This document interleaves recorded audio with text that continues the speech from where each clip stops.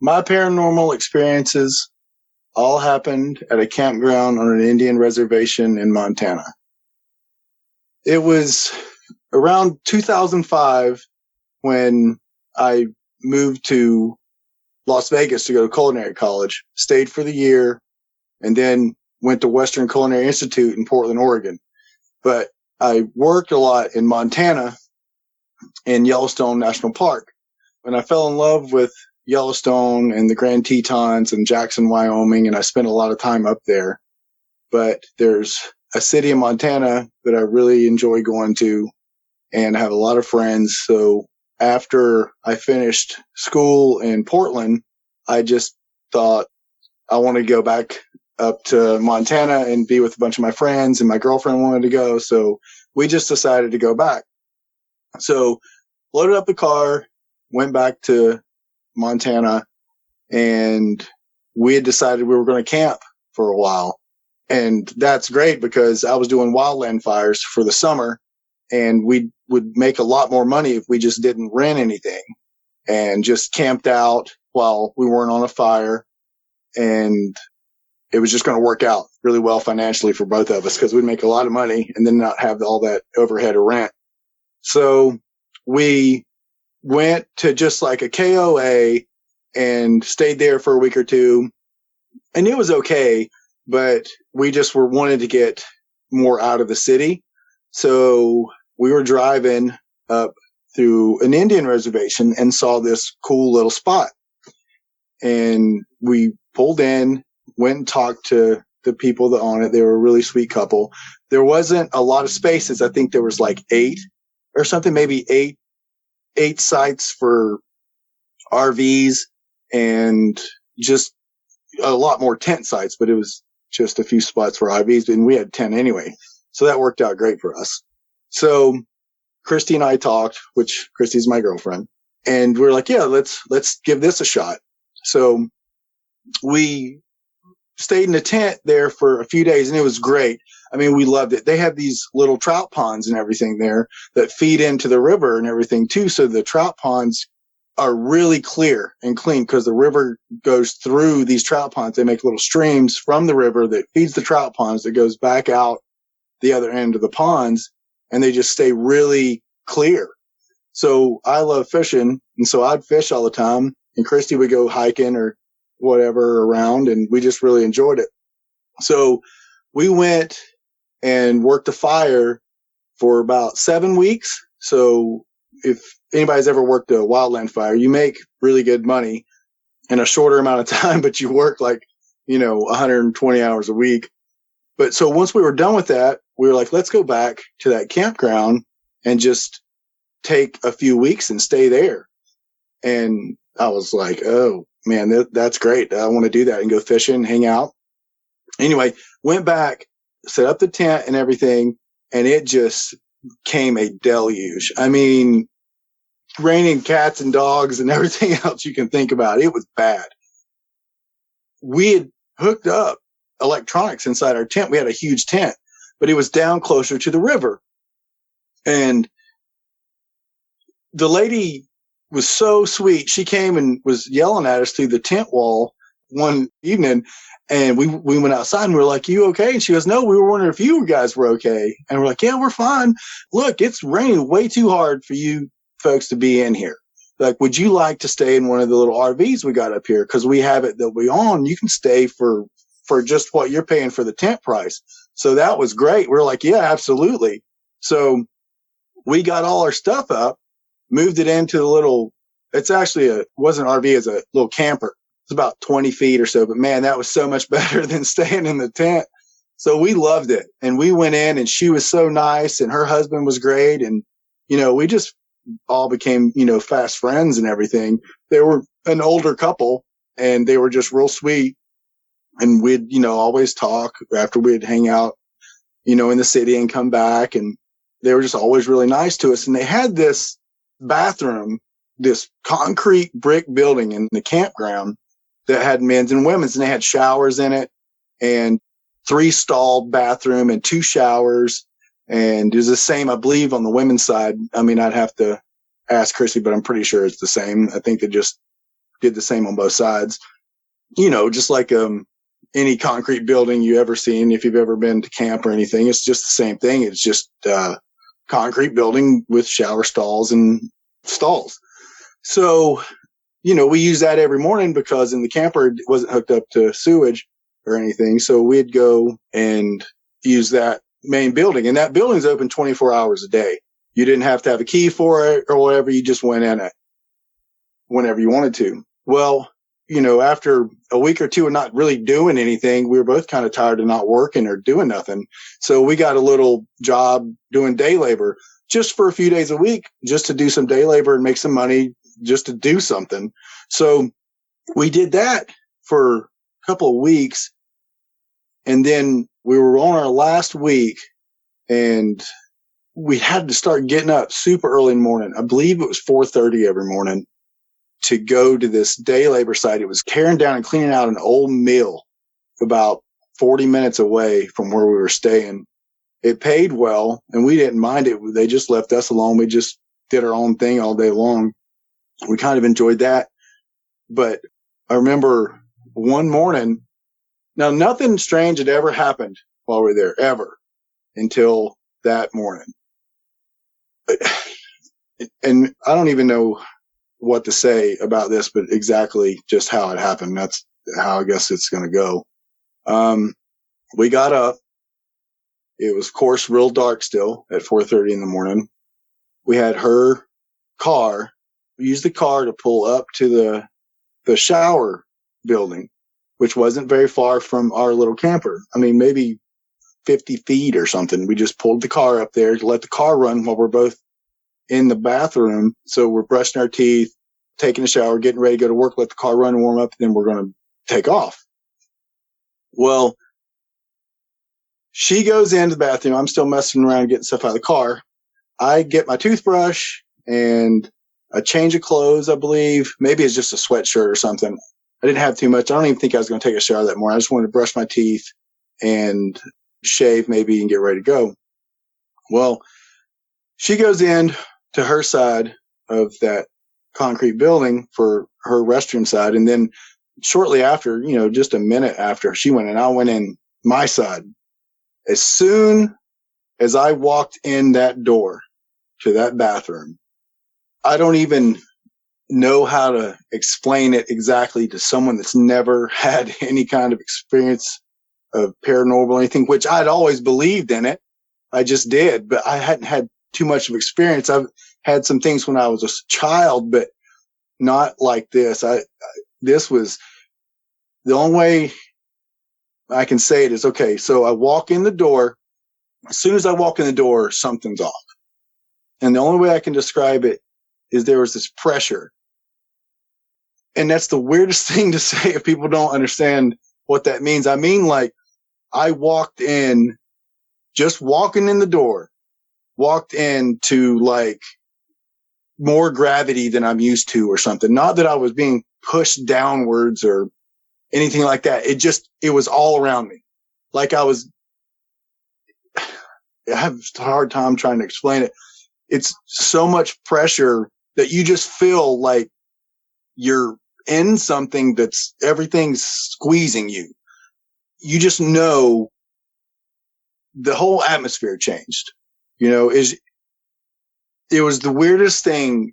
I mean, to where the hair on the back of your neck goes up, of course, and then your heartbeats start pounding out of your chest because you don't know what's going on. You just know there's something wrong in here. There's something different. And then there's the squeeze of like energy around you. The only thing that after years of thinking about this, I mean, this happened 20 years ago. The only thing I can try to explain it is like if you're talking to a friend and just all of a sudden they disappeared, but you know their energy or something's still there. It was there, but it encompassed the whole room. It just filled that whole, the shower stalls, the whole room in there, the whole bathroom was just filled with this energy. And I was inside this energy and it was squeezing me. That's where the pressure felt like. It was just, you know, electric, not painful electric. It was just, It was very weird. But I also knew it made me feel extremely nervous and like not feeling very comfortable in there at all. Kind of fight or flight kind of thing going on. But the weird thing too was I knew exactly where whatever was causing this was. There was 3 stalls in there, and then there was 2 shower stalls. Now all of them had doors on them, but the 3 bathroom stalls were just toilets and everything, but they had doors on it, like I said. But I knew behind that middle door was whatever was causing this, where it actually was. Now, don't ask me how I knew that. It just was. I walked over to the sinks. I set my toothbrush down and my razor and everything quickly because I didn't know what, I felt like something was going to happen to me. You know, I wanted everything out of my hands. I walked straight over pretty quickly to that middle stall. All the doors were closed and I felt so weird. I kicked that door in, kicked it in. I mean, you know, to say that sounds really bizarre and a little bit violent too, I guess, but something wasn't right in there. And then there was no feed anywhere. No one was in there but me. So I kicked that door in hard, thinking I was going to be fighting something. I mean, that's how I felt. Like there was something in there that I had to deal with, and it was going to attack me if I didn't get to it. I don't know why I felt that way. That's how I felt. Of course, there was nothing in there. So that freaked me out a little bit, but what was I expecting anyway? You know, oh my gosh. So I walk into the stall real quick too, to look around because I felt for sure whatever was causing this was in that stall, and the door shuts behind me. And then as soon as that happened, I knew that whatever was in that was over by the front door now, like in front of the mirror where all my shaving stuff was and everything that I had put down. I just knew exactly whatever this was where it was. I don't know why. It just felt like I could tell where it was. And I definitely knew it knew where I was. But there was an intelligence to it. There was this, it was something. I mean, I don't know quite how to explain it. You know, I've thought about it a lot. It was something there. Like there was this something there that was intelligent, that knew I was there, that really I don't think wanted me in there, and definitely didn't want to talk to me or show me anything or what. This wasn't like a teaching moment for anything. It was, I think, annoyed that I was in there, and here I was scared and annoyed too that something like this was in there. I didn't know what was going on, but it was definitely different. But this was so much of something that I thought that it felt like just as real as any other person would have been in front of me. I could have actually had a conversation with it. It's what it felt like to me. I just couldn't see anything. So that made it even worse. And I didn't even know what was going on. So after that happened, which I'm sure only took about a minute, maybe, it felt like longer being in it. It felt like it took, 5-10 minutes, but I know I wasn't in it long. This is something that happened so quickly. I wanted to find out what it was, and I wanted to get out. Well, as soon as I felt the entity, and that's what I'm just going to call it, because it was an entity, there was no doubt about it, was over in front of the mirror. I opened that stall door, peeked around the corner real quick, didn't see anything, of course, ran over, got my shaving kit and my toothbrush, and ran right out the door. I was sitting in my girlfriend's car, just not even knowing what to say, trying to work through my head what happened, trying to figure out how I felt, what in the world was going on. And was I crazy? I mean, what was I going to tell Christy, my girlfriend? What was I going to tell anyone? What was I even going to tell myself that just happened? I didn't even know how to get it through my head. And then there was something in me too that said, hey man, don't say a word to anybody. I felt like if I would say something about it, I thought that maybe it would, I don't know, acknowledge it or something, that it would happen again. And I really did not want anything to happen again. So I was just sitting in the car with just my teeth in my mouth, not knowing nothing to how to figure out what happened, who to talk to about it. Anyway, so Christy gets back in the car and she wasn't saying anything. And we were both just kind of sitting there. I didn't even say anything to her. She got back in the car. I remember I didn't even really look at her. I mean, I maybe looked at her out of the side of my eye, but that was about it. And she didn't say anything to me like we would normally get in the car. I'm like, hey, you ready to go to work? Or, hey, what's up? Or just playing around with each other where we didn't talk to each other. And we were sitting in the car. Neither one of us saying anything. I didn't know what to say. What do you say to somebody? I don't even know what just happened myself. And how do you explain that you went in somewhere and the gravity was different? It was so weird. How do you verbalize that to somebody? They don't think you're nuts. So we just both didn't talk to each other for about 45 seconds. We're just sitting in the car. Well, really quickly, I was, looking ahead in the car, this hand starts waving and I freak out. I mean, I jumped so hard in the driver's seat, I hit my head on top of the car hard. And I screamed out something I can't say right now, but it was not a happy word. I was stressed. I mean, it scared me so bad. I jumped out the car and I was like, what in the world? And it was this lady that stays in the campground too.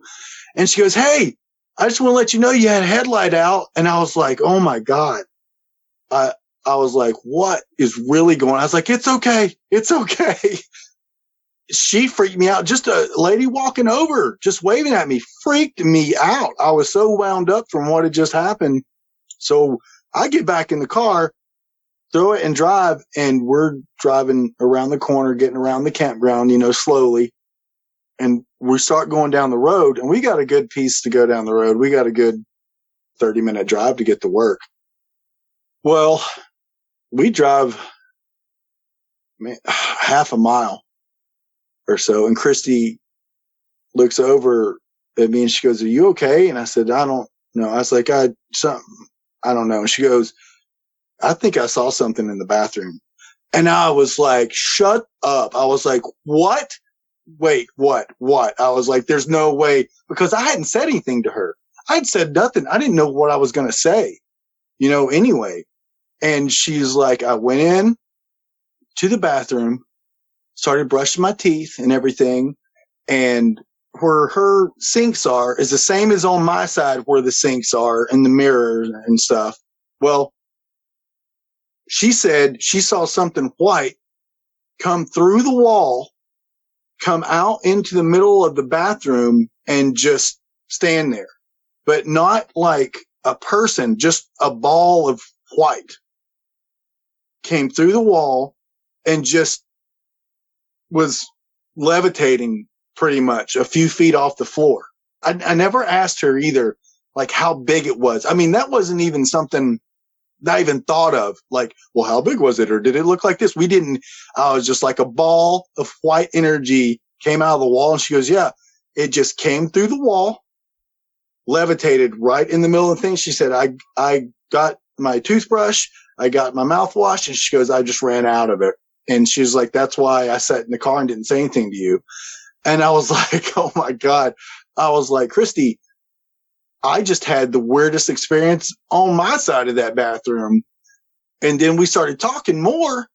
And then I tell her about my experience. And then, see, it all kind of made sense because when I went in, there was that huge pressure, like there's pressure around me, like the presence of something just surrounds you and you're living inside the pressure of whatever that is. It's not like I'm my own I'm living my world then. It's like I was inside something that was squeezing me, not like I was inside a ghost or anything. I don't know how to explain it.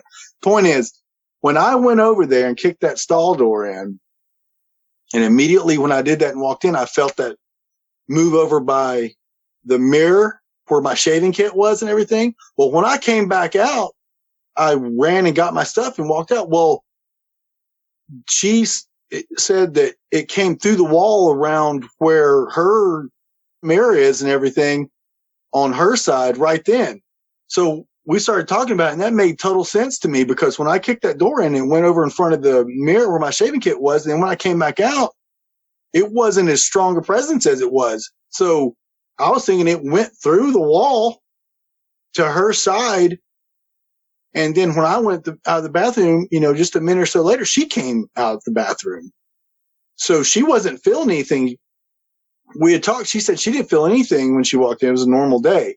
She said as soon as the thing came through the wall, whatever that ball of light was or whatever, and like levitated in the floor, everything got different. She kind of explained it the same way as I did as far as this pressure goes. Said all the hair stood up on the back of her neck and on her arms and everything, and she just did not feel comfortable, and she didn't know what that was. And she said it was hard to breathe, and she just left. So we're driving down the road. I look down for a split second, and then I look back up, and there's this huge mule deer in the road. I mean, huge. I jerked the car over, almost hit it, jerked it back over. So, I mean, we're so wound up because of what just happened too. I've got all this adrenaline going. Barely crossed the center lane to pull over into a driveway because everything felt like it was taking an eternity just to move. So I didn't even get the whole car out of the road. I was so full of adrenaline and everything. Every 2 inches felt like a mile. So we sit there for a minute, and a car comes up behind us, said, "You almost hit a deer or something?" I was like, "Yeah." And they're like, "Well, we didn't see anything." And I was like, "What?" And then Christy even said, she said, "Well, did you see a deer?" And I'm like, "Yeah, it was right there in front of me." She's like, "Didn't you see it?" Or I was like, "Didn't you see it?" And she goes, "I was looking down too." I was like, "Oh my God." I was like, "You didn't see it? The car behind me didn't see it? I know surely it was right there. I didn't just make that up. It was, I work in Montana all the time. I see elk and bear and mule deer and everything all the time." But I was like, nobody saw this? I was like, what is going on? So we finally collect ourselves and go on back down the road. And sure enough, we get down the road, and we're in such a hurry to get to work because we're late because of everything going on, that Highway Patrol passes us and then catches us speeding because we were flying to get down there. He pulled us over and he said, "Are y'all okay?" And we're like, "Yeah, we're just, late." And he said, "Well," he was like, "You're as white as sheets." And I was like, "Oh," it's like, "We're just not feeling good this morning." And so anyway, he took our licenses and ran them, and everything's fine, of course. He just gave us a ticket. And so we went to work, told him, of course, didn't tell him anything about what happened that morning with that experience, and came back from work. And of course, we talked about it the whole day. That's all we did was try to figure it out. Like, what in the world was that? So I told her, I said, "Listen, when we get back, I'm talking to the owners of the campground about it." And she goes, "Well, don't make a scene or anything." I was like, "I'm not going to make a scene, Christy, but I'm not going to, something happened this morning. I mean, I want to find out what's going on with this because that wasn't normal." So she's like, "Okay." She goes, "Well, I want to go with you." And I said, "That's fine." So we get back, and first thing we did, we didn't even go in the camper. We just went straight over because they have a little house on the campground, and we knocked on the door, and he answered, and his wife did as well. Was right behind him, and they're like, "Hey, Jason, how you doing?" And everything. I was like, "Well, can we talk to you?" And he said, "Yeah." He's like, "Are you okay?" I said, "Well, we had some weird stuff." I said, "Has anything ever happened here or something?" They're like, "Well, what do you mean?" And I didn't know exactly what to say either. I said, "Do y'all ever see anything here?" And he finally got my gist, and he was like, "Well, no, not really." I said, "Nothing's ever happened here. Nothing, no ghosts or anything." And he shut me up quick. He said, and he literally said, "Shut up." And I said, "What?"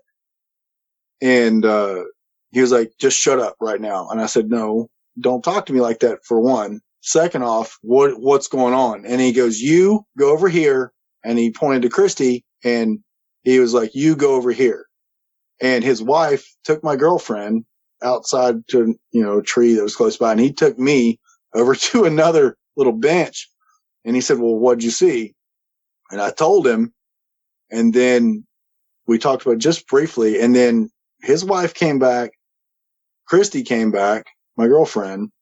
And they got us together, and then they said, well, okay, so what did y'all see together? And I told them, and he goes, okay, look, he was like, every now and then things do happen here, but we don't want anybody coming up here looking for stuff like that, or, we don't want to, but since you saw it, we need to tell you what's going on. I said, well, yeah, definitely tell me what's going on, because that was weird and it wasn't normal. It made me feel really awkward and scared, honestly. And I'm not a small person, man. I mean, I've been in the military. I can deal with myself.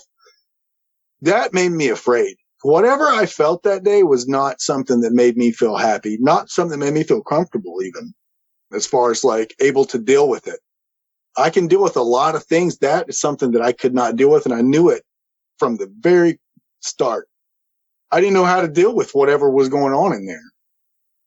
So he says, what happens is every now and then things will happen around there, but only men evidently feel the presence of it, and only women see something.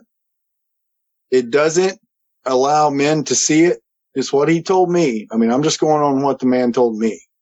And he said, women, it shows itself to. They never told me it showed it as anything else. And she never mentioned, his wife never mentioned that it was like the form of something. She just said it shows itself to women. And whatever it is, that's what she said. I guess it can do it however it wants to do it, but we didn't ask.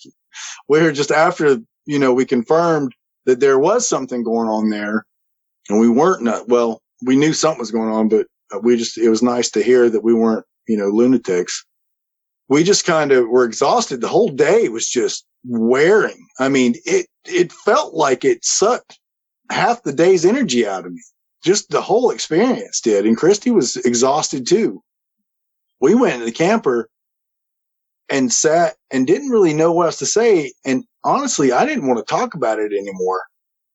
I believe in things for sure. And I know after this experience, I don't just believe, I know. And there's a whole different category of believing and knowing. Now that I know, because you can't go through it and not know there was something there. I mean, it existed. It had intelligence and it was there.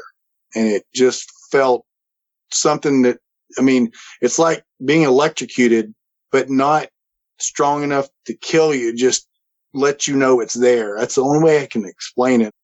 So anyway, we sat in the camper and went to sleep for a while. At night, we both didn't really want to sleep. We were both nervous all night. I sure didn't want to go to the bathroom back in there.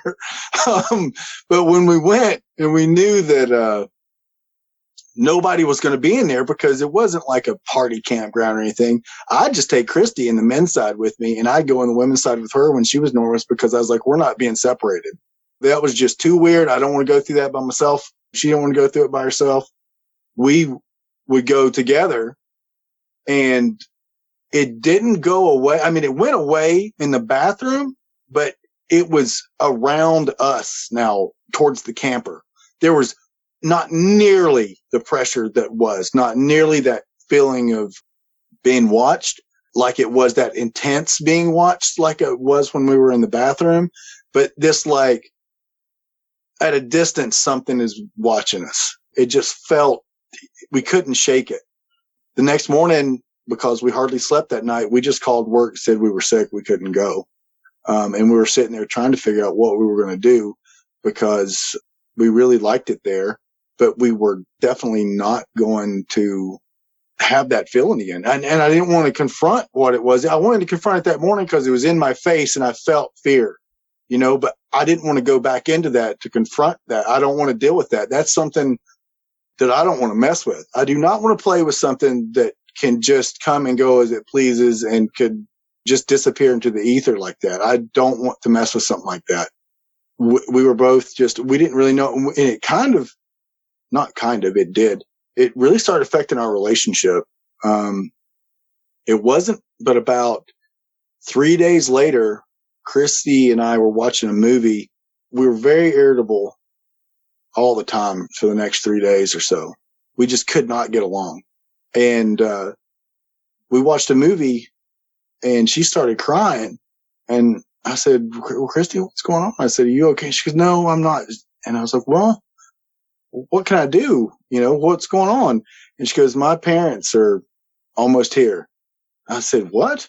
And she's like, my parents are almost here. She goes, I'm leaving. And I was like, what do you mean you're leaving, babe? I was like, what? Are we breaking up? And she goes, no, but she was like, I can't stay here anymore. She was like, I can't sleep. I can't eat. She goes, I feel like something's watching me all the time.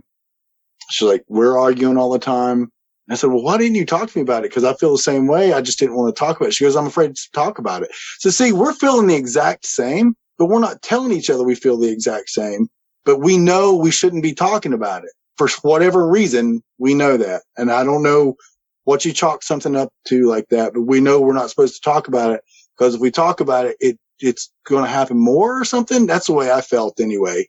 So I wanted just to not acknowledge it happened at all.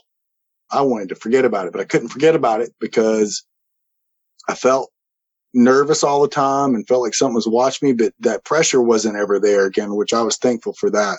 But I still couldn't escape it. And evidently she couldn't escape it either. So sure enough, her parents come down. There's 2 trucks that pull up into the campground. Her parents and her mom, she had talked to her mom and got her mom so scared because she wouldn't tell her what was wrong. I think that she thought like something was wrong with like me and her or something, like I'd done something to her or something. So when her mom came, she brought her dad and her brother because they were thinking the worst, So I go out there and she explains what's going on. And they're like, oh my God. They were like, well, Jason, you can come with us if you want to. You don't have to stay here. And I said, no, I'm not going to do that. Whatever happened to us happened so weird. It put so many things at odds in our life to where we couldn't make like sensible decisions. I don't know how to explain it. It just really affected like how we were wired for a while. So she left, packed up. She didn't even take most of her things. She just packed a bag and left. Within 10 minutes, she was gone. So I'm sitting there in the camper like, what just happened? And then it just got oppressive again. I felt a little bit of that pressure, but nothing, like I said, nothing like happened that morning. It felt like it was more around me, which that was super unnerving. So I was having I remember even crying a couple times. I was so stressed out, like something was around me all the time that I couldn't deal with and that was scaring me. But I can't fight it. What are you going to fight? I mean, what am I going to punch in the face? What am I going to wrestle with? I can't touch this thing, whatever it is. And I have nowhere to go. And I'm afraid to talk about it because I'm afraid it's going to happen more if I talk about it. So, and you just don't know what to do. Cause, even the owners, because he was like, when he told me, he's like, you shut up. It was so weird that he used those words. You shut up right now. It's like they didn't want to talk about it either.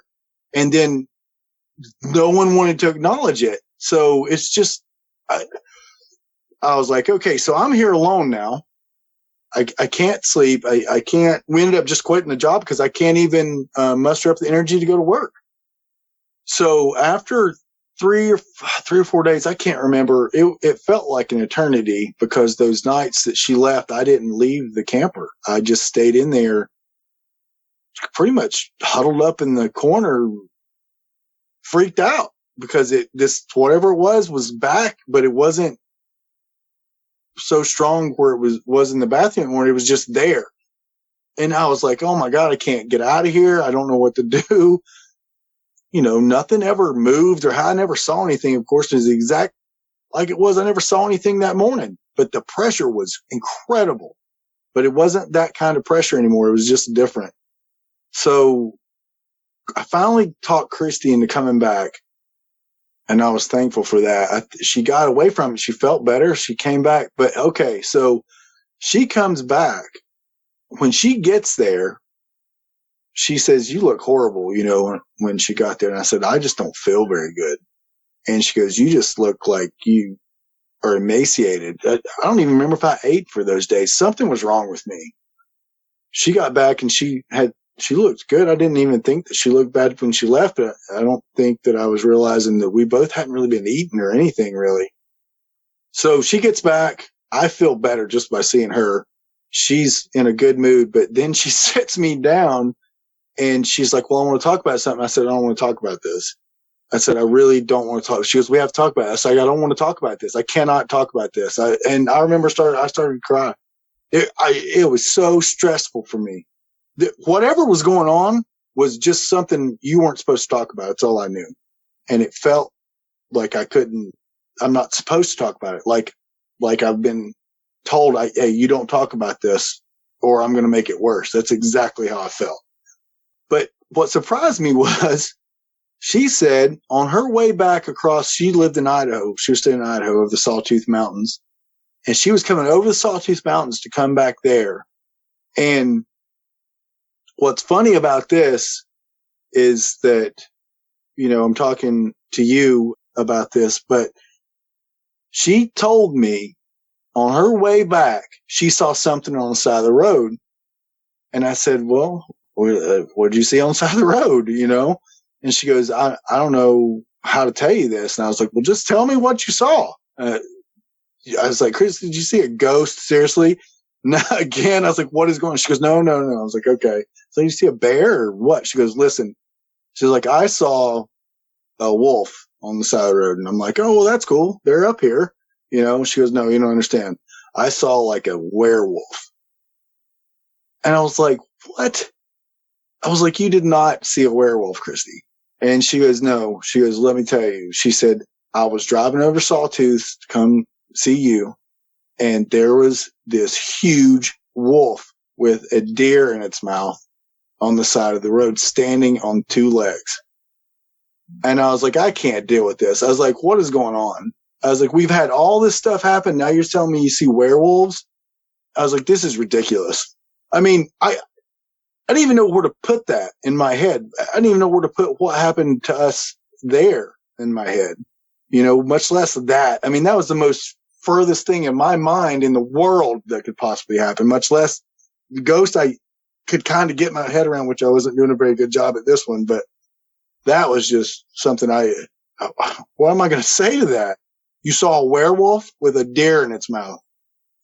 She's like, yes. And she's like, I knew you wouldn't believe me. I was like, what do you mean to say, Christy? I was like, how am I supposed to, what do you, I was like, oh my God.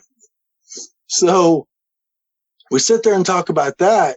And sure enough, after a day, she goes, I got to go back. She goes, I can't be here. And I was like, I don't blame you. I was like, I don't know what's going on here, but I don't think you should be here either because it doesn't feel safe right now. And I don't know what's going on with me seeing a deer and then people saying there's not a deer and then police saying we look like we're white as sheets and then you come back and say you saw a werewolf with a deer in its mouth. I mean, what is really going on? So she packed up her stuff and she left. And I was like, good, because I felt unsafe for her there. I felt unsafe for me. So I finally went over, talked to the owners again. And I said, would you please just explain something to me? Tell me a little bit more what's going on because I'm freaking out. I don't feel good all the time now. I don't think I can stay here anymore because of what's going on. I quit my job. I mean, Christy's gone. She's gone back over to Idaho. I mean, what is going on? So he didn't give me much information about it, but he did tell me this. He said the maintenance guy over years has come in the wintertime and said that there'll be footprints, and they're not just footprints, they're moccasin footprints that lead out, when hardly, no one's staying there, that lead out, and he'll follow them thinking, somebody's lost or whatever, and they just disappear. They just lead out into the middle of the field and they're gone. And they're moccasin, and he made it a point to say they're moccasin footprints. Now, we are on the Native American reservation, and I understand that. But he also told me that the state years ago was coming in wanted to buy the campground, and they refused. They weren't going to sell it. Well, after a year or so, city council and everything got so fed up with it because they wanted to put something through there, and they could have taken it with what did he say it was? Eminent domain. I guess that's how they had put it to him. And they were actually poised to take the campground from him over eminent domain. And one of the Native American guys was a friend of theirs, ended up passing away. Well, maybe, gosh, I don't know. I'm trying to remember correctly. It could have been a week before, or it could have been a day before. The city was coming to give them the paperwork for the eminent domain. There was a funeral procession come down their driveway, and they were like, "What's going on?" And they said, "Well," and I'm not going to use any names for just to protect. I don't really want people trying to look for this place or whatever, or bother anything. But he said, "Your friend passed away, and he thought, and he loved you guys so much, he thought one of the ways that his family thought the way to keep the campground was to make it a Native American burial ground. And with him passing away and having him buried there, that I guess is what did it." Now, I'm not saying that's what the moccasin thing was or anything like that, but I know that there are some ashes spread there, and I never spoke to him about how long ago this was or anything like that. I got the impression that we had been staying there in the mid 2000s, 2006 or so. So I got the impression that it was just a few years before that. But like I said, he had mentioned that the moccasin prints would go out into nothing when the maintenance guy was there. And then the only females would see whatever it was, and males would feel the presence. I don't know. I don't know whether it was this gentleman that had passed away there or if it was something else or whatever, but it was definitely intense. After I spoke to him that day about it, I didn't tell him anything. I went back to the camper. I stayed one more night. I packed up 2 bags because Christy had the truck and the car. My truck was back in North Carolina. So I had them take me to the Greyhound station. I took a Greyhound bus back with 2 bags and left everything I had in that camper just to get out. I did not feel right. I felt like I needed to go, and I just left everything. They said, "Well, don't you want your thing?" I said, "Nope, I don't want nothing.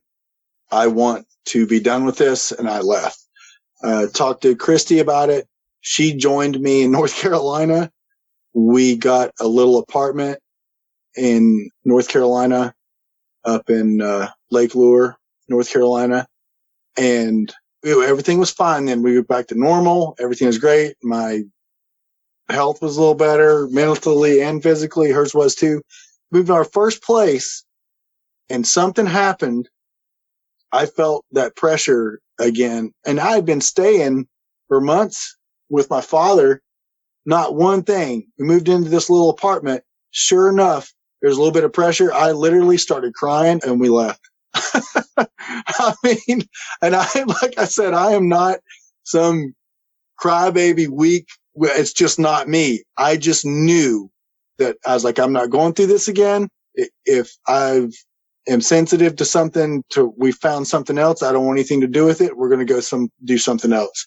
So we got another apartment 2 days later, and everything was fine. But I just knew that I was not going to feel like that again.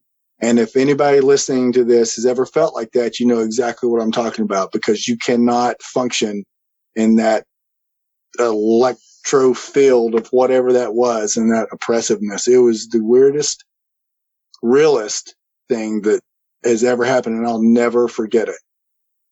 When it comes to anyone doubting whether it's real or not, I'm here to tell you it is real. There are things out there you cannot figure out. I'm not explaining how they get that way or why they get that way, but I'm telling you, if you experience it, you will know. And once you know, for some reason, you just don't want to know anymore.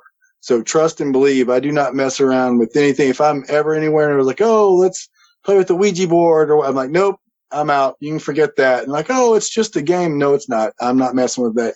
I don't want anything to do with any of the trying to get in touch with the paranormal, because when it reaches out and touches you, it's not the experience you think it's going to be. It's not just, glimpsing something or whatever. The way it made me feel, like this energy that is intelligent is just there, wants to communicate with you possibly, or wants you out or whatever. You know what it feels like. It wants you to go away or wants you to whatever, but the point is, you're not wanted and you want to get out of there, and it stays with you. And I don't want to ever feel like that again.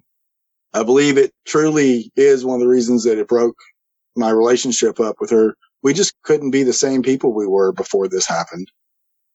It's the strangest thing when you're used to dealing with facts and, logic and that kind of thing. When something like this happens to you, all that goes out the window. There's nothing you can do to explain that. You just know that you stepped into something else. And if you don't try to forget it, or especially don't speak about it or whatever, then you can maybe get over it. I think people, when they mess with this kind of stuff and they keep talking about it or trying to reach out to them, they just haven't had the right response. Because once you have the right response, you don't want to talk about it or mess with it anymore. It's just too much. It's not on our level, whether it's dimensional or whatever. I don't know what to say, but there's something there that we're not supposed to mess with, or, maybe even understand, because it's a lot. And it reached out and touched us that morning, and it did a number on both of us. I was getting sicker, thinner, everything, just because I wasn't eating. You're just always afraid something, or not afraid. You always know something's watching you. How can you function like that? But I couldn't leave either. It's like I was supposed to stay there and not say anything about it, but I couldn't do normal daily activity. It just sucked the joy out of my life. It was not a very happy experience for either of us. And I didn't talk about it to anyone for years, but it was time just to say something, because this is truth. This really happened to us. There was something there. There was something amazing there. And it was also something on the verge of being terrifying that I don't really want to know anymore about. But I think people should know this stuff exists. It does. And you shouldn't be reaching out to find out more or to touch these kinds of things, because if these things come and touch us, that's on them. But if you reach out and try to touch some of these things, I think it's just a bad idea. And then, like I said earlier about the whole werewolf thing, I don't even know what to say about that. What I've looked at, though, I listened to a whole lot of paranormal things now. I listen to dogman encounters. I found that, out a few years ago about the dogman thing, which made me feel really bad about how I treated Christy when she told me that, because I was like, why could I believe in ghosts? And that was so easy for me to understand what was going on. But when she brought that up, I just completely shut her down. And after hearing hundreds of dogman encounters, I feel like I don't feel very happy about myself, because I just shut her down. I was like, that's impossible. But the possible thing was this entity that we experienced. I don't know. For some reason, it's so weird for me to think, I can accept ghosts in me, but I can't accept her seeing a werewolf with a dead deer in its mouth on the side of the road. We just haven't spoken in years. I wish I could talk to her, though, and apologize about that, because I believe she saw what she saw. She had zero reason to bring that up. I mean, no one just brings that up. Hey, I saw a werewolf. I mean, where would that even come from? She's not like that. She didn't just make that up. I totally believe she saw what she saw. But what's weird, too, is to think, why are all these things, like, they didn't just come, they came that one day, and then things followed us. Other things kept happening for weeks. Not a lot of weeks, but 10 days, 2 weeks, whatever. And then I saw that deer when no one else saw this deer standing right just 2 seconds, I would have hit it. And then she says she didn't see it. The people behind me say they didn't see it. I don't understand. And then she says, she sees this werewolf with a dead deer in its mouth, standing on 2 legs on the side of the road, coming over the Sawtooth Mountains to come back to see me. Now I've got more distance on it. Maybe we don't talk about these things, or we feel like we shouldn't talk about it, because this is something like that goes back way long ago, that we learned that we're not supposed to talk about it. If maybe we speak it into existence or something, or, I don't know, but I know more things kept happening to us, the more we would kind of put the energy into, hey, what happened and why did it happen? And the more we kept messing with talking about it, the more the oppressiveness was going on around us, or like the deer that wasn't there for me, or the werewolf for her coming back. It just seems like we kept moving along this road to more and more things possibly happening. And I don't want to bring it up too often.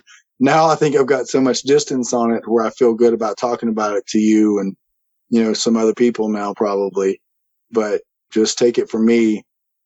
These stories aren't just stories all the time. There are things out there that we absolutely do not understand, and they will reach out and touch you. If you've had a paranormal experience and would like to be a guest on the show, please contact us by going to myparax.com. That's myparaex.com. Thanks for listening.